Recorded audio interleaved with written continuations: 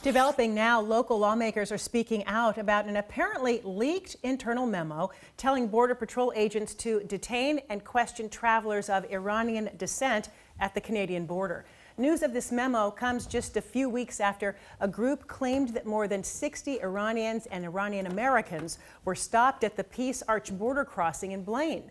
At the time, Customs and Border Protection denied that anyone was unfairly detained. Well, now Congress members Rick Larsen and Susan DelBene are pointing to this document, directing agents at the border to vet anyone born in Iran, Lebanon, or the Palestinian region between 1961 and 2001, along with anyone who has ties to those areas.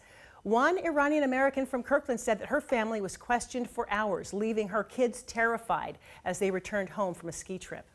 They were very scared that if they go to sleep, they may take us to the jail, and they wake up and see we're not there.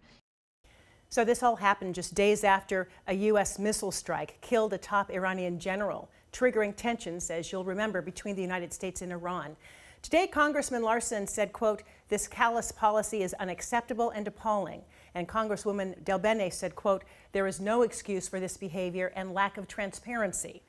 A Customs and Border Protection spokesperson sent us a statement tonight that said, in part, they leverage all available tools and information about people to make a determination of risk and do not discriminate based on religion, race, ethnicity, or sexual orientation.